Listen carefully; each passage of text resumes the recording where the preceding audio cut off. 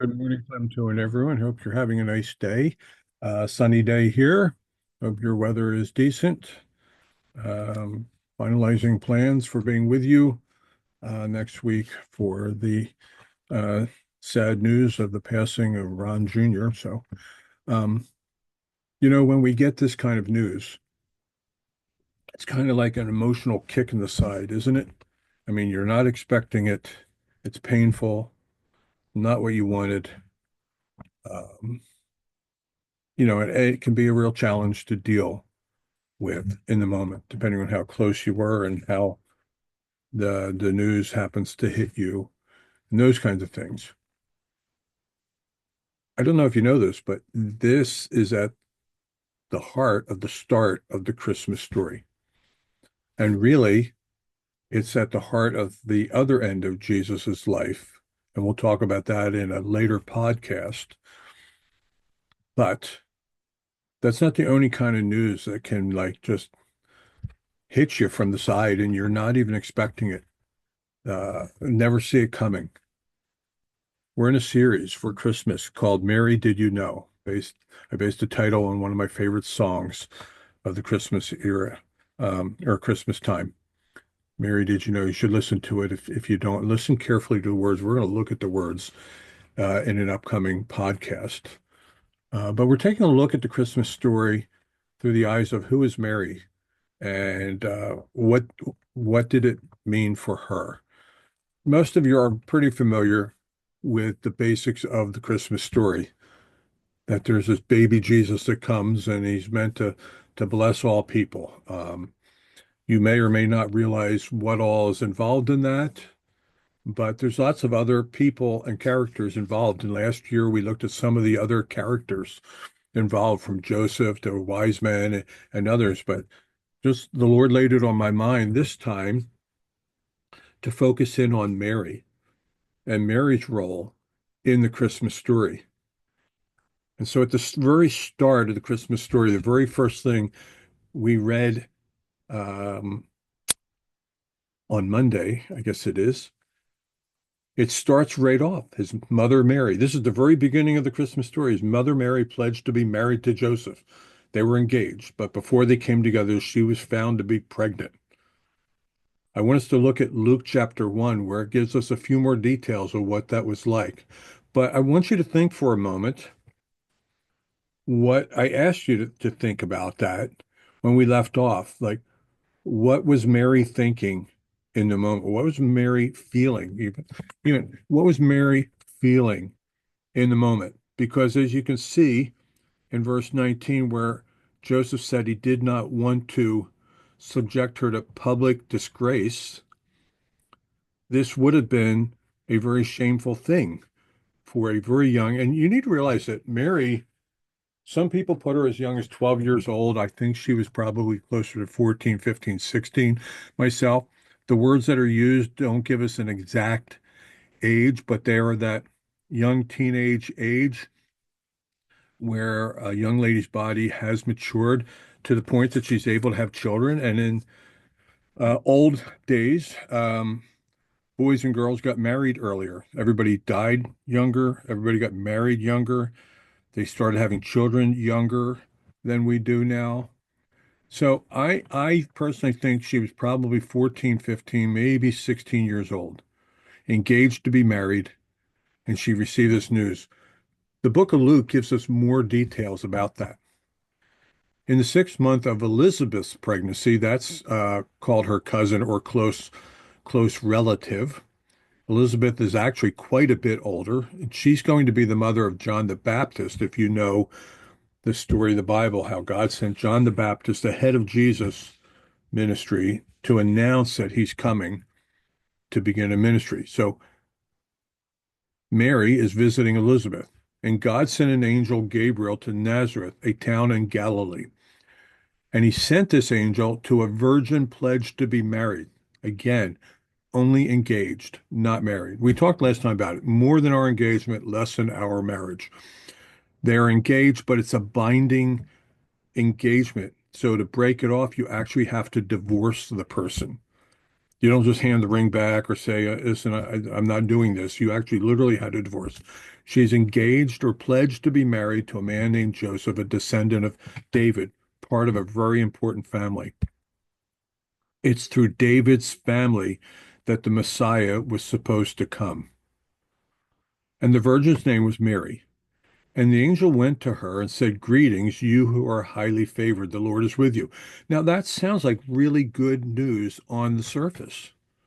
You would think, oh, cool. For some reason, I'm highly favored by the Lord. But I want you to know this. I'm going to stop the screen sharing for a second. People think it's the concept of having angels come and visit is a really cool concept. And it kind of is a cool concept, except for this. Almost every time, if not every time, an angel visits a human being sent by God to come and speak directly to a human beings are uniformly terrified in that situation. It's not the pleasant experience that you think it's going to be at least at the beginning. So Mary's talking to an angel, a very important angel, the angel Gabriel, one of the most important of all angels. And he gives her this good news. And it says, but Mary was greatly troubled at his words and wondered what kind of greeting this might be. Like, well, I wonder what's up. Why is God sending an angel to me? And why with this different kind of a greeting, you are highly favored? But the angel said to her, don't be afraid. So we already know that in Mary's heart, this is a gut wrench problem. This is or situation. Remember, I was saying with the news that you just received about the passing of your loved one, how it's like a kick in the side. It's the same for Mary here. What she's about to hear is actually deeply troubling. To be a single woman and pregnant was really bad back in these days. So she's troubled and she's going to be afraid. Mary, you have found favor with God. He repeats it again. And now he explains why. You will conceive and give birth to a son, and you are to call him Jesus. And he will be great, and will be called the Son of the Most High. And the Lord will give him the throne of his father David, and he will reign over Jacob's descendants forever. His kingdom will never end. Wow, this is the language of the coming Messiah. But Mary has a problem. She's not married yet. I think Matthew brings that out. While she's pledged, she was found to be pregnant. Found. Like, there's not a good explanation for this, for why she would be pregnant. And he said, how will this be? Mary asked the angel, since I am a virgin. How in the world could I possibly be pregnant? I've never had sex with another man. I've not had sex with Joseph, who I love dearly and I'm pledged to be married. Nobody. How in the world? The angel answered, the Holy Spirit will come over you and power of the Most High will overshadow you. Well, he's going to overcome this whole process that normally has to take place. Sex between a man and a woman at the right time of the month, and the woman gets pregnant. He's going to set that principle aside. He's going to cause you to be pregnant even without having sex with anyone.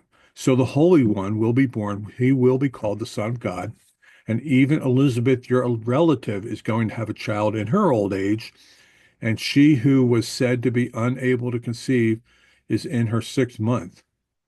For no word, I want you to catch this, for no word from God will ever fail. This is the immediate lesson for Mary to wrestle with in the midst of the very bad news that she's the kind of mixed bad news. I'm sure she had mixed feelings. To be able to be the mother of the Messiah is an awesome privilege. To suddenly realize you're going to be pregnant but not married, a shameful thing. But don't worry, Mary, because nothing from the Lord will ever fail you. And her response is awesome. I am the Lord's servant, Mary answered. May your word to me be fulfilled. And then the angel left her. There's a sense in which anytime we receive this kick in the side kind of news, the proper response is to acknowledge the feelings we're having, but then to come and rest in the promises of God, knowing that God will never fail you. God's promises to you will never fail, and that our response is simply to submit ourselves to God's will in the moment for whatever that is. I am the Lord's servant. He's not my servant to do what I want. I am his servant to do what he wants. May your word to me be fulfilled. And that's the challenge for us at the beginning of the Christmas story, is to take on that attitude for ourselves. That's my word for today. I hope it blesses your heart. And I look forward to, Lord willing, seeing you all again on Friday.